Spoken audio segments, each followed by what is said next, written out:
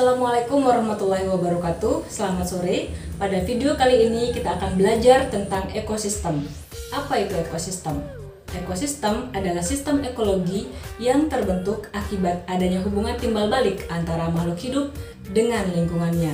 Di ekosistem ada dua komponen yang terlibat. Yang pertama adalah komponen biotik dan yang kedua adalah komponen abiotik.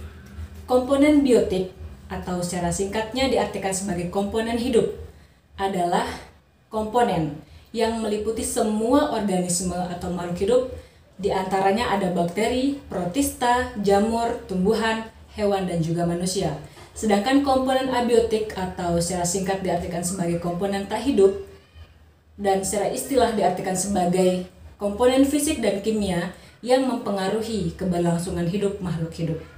Di antaranya ada air, kemudian udara, cahaya matahari, suhu, iklim, tanah, angin, pH, topografi, dan lain sebagainya.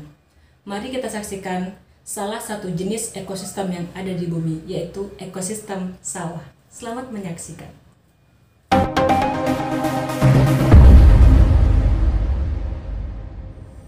Halo semua, hari ini Bu Guru akan mengidentifikasi komponen-komponen yang menyusun ekosistem di sawah ini. Di pagi hari ini, udaranya begitu segar. Oh ya, kalian sudah mengetahui makna ekosistem. Kalau dikaitkan dengan sawah, kita dapat mengartikan bahwa ekosistem sawah adalah sistem ekologi yang terbentuk akibat adanya hubungan timbal balik antara makhluk hidup yang ada di sawah dengan lingkungan sekitarnya. Dalam ekosistem, terjadi interaksi antara komponen biotik dengan komponen biotik lainnya dan juga komponen biotik dengan komponen abiotik. Nah, mari kita lihat komponen apa saja yang ada di sawah ini.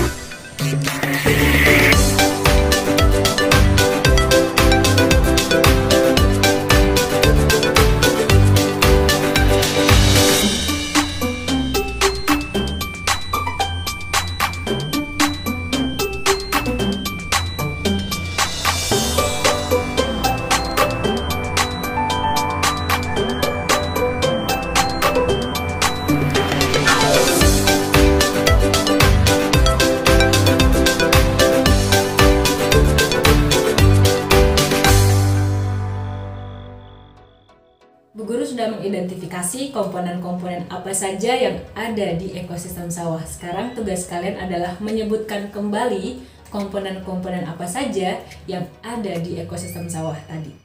Saya Bu Guru. Oke, silahkan Budi. Di ekosistem sawah tadi ada pohon bambu, ada pohon kelapa, kemudian tumbuhan padi, lalu ada air, tanah, rumput teki, ada kodok, kemudian ada telurnya keong, ada keong, dan ada capung juga ayam. Ada lagi yang belum disebut sama Budi Bu Guru. Di sana ada tumbuhan Chromolena dan juga ada kutu air tadi. Jawaban kalian semua benar. Dan sekarang tugas kalian adalah kelompokkan komponen-komponen tadi berdasarkan sifat hidup dan tak hidupnya. Leni mau jawab Bu Guru. Oke, silahkan Leni. Jadi berdasarkan sifat hidup dan tak hidupnya, komponen seperti air, tanah, udara, sinar matahari, angin, kelembaban, ataupun pH tanah yang ada di sekitar sawah tersebut adalah komponen tak hidup atau abiotik. Sementara itu, tumbuhan seperti pagagan, kemudian bambu, padi, dan lain-lain, juga hewan seperti capung, ayam, katak atau kodok, itu adalah komponen biotik Bu Guru. Jawaban yang tepat sekali, dan sekarang kita perlu tahu kenapa suatu makhluk dikatakan sebagai makhluk hidup dan kenapa makhluk yang lain dikatakan sebagai makhluk tak hidup. Jadi suatu makhluk supaya disebut sebagai makhluk hidup itu ada syarat-syaratnya. Yang pertama, bernafas, kemudian bergerak, kemudian berkembang biak, kemudian melakukan metabolisme, kemudian mengeluarkan zat sisa, lalu membutuhkan makanan, dan terakhir adalah peka terhadap rangsangan. Mungkin ada yang lain, tapi untuk menyebabkan atau membuat kalian gampang mengingat, kalian hafal saja 3B, 3M, 1P. 3B, 3M, P. Jadi bernafas, bergerak, kemudian berkembang biak, kemudian ada mengeluarkan zat sisa, metabolisme, membutuhkan makanan, dan peka terhadap rangsangan. Nah, kalau yang abiotik itu dia nggak punya syarat-syarat tersebut, atau mungkin dia punya tapi nggak lengkap, seperti itu. Oke, sekarang Bu Guru persilahkan kepada kalian yang ingin bertanya, supaya kalian gak bosan dengar Bu Guru aja ngomong. Sekarang silahkan kalian yang bertanya. Bu Guru, saya mau bertanya, kenapa virus tidak dimasukkan ke dalam komponen biotik, padahal kan virus bisa berkembang biak, Bu Guru? Oke, pertanyaannya adalah kenapa virus nggak masuk di dalam komponen biotik? Jadi kalau dari sifatnya virus ya, virus itu memang dia punya asam nukleat yang merupakan material genetik yang menjadi salah satu penanda makhluk hidup.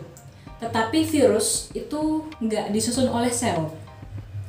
Nah, jadi tadi bakteri, protista, jamur, tumbuhan, hewan, manusia itu disusun oleh sel. Sedangkan virus tidak disusun oleh sel, sehingga kita nggak bisa mengatakan dia sebagai organisme. Dan virus itu nggak bisa berkembang biak kalau dia nggak di tubuh inangnya. Jadi dia nggak bisa berkembang biak sendiri, sementara yang tadi bakteri, kemudian protista, jamur, tumbuhan, hewan, manusia itu bisa berkembang biak sendiri. Kalau virus enggak. Nah, itulah sebabnya dia dikatakan sebagai makhluk tak hidup.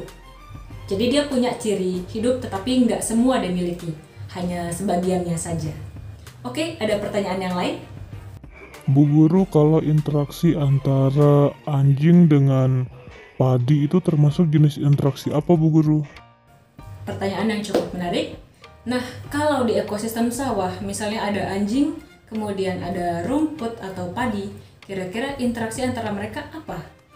Jadi si anjing nggak makan rumput, nggak makan padi, kemudian padi atau rumput pun nggak mendapatkan apa-apa dari anjing, dalam artian dia nggak terlalu membutuhkan anjing, sehingga mereka interaksinya adalah netral.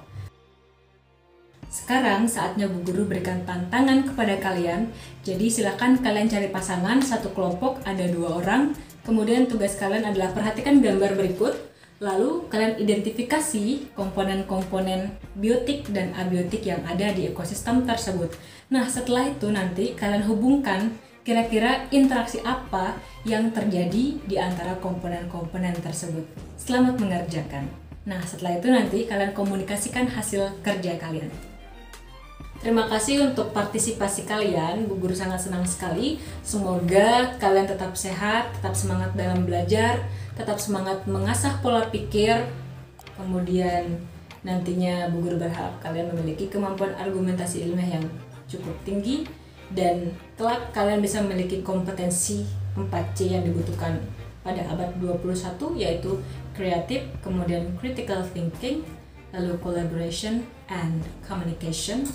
Dan semoga kelak kalian adalah generasi emas yang diharapkan oleh Indonesia. Sekian, Assalamualaikum warahmatullahi wabarakatuh.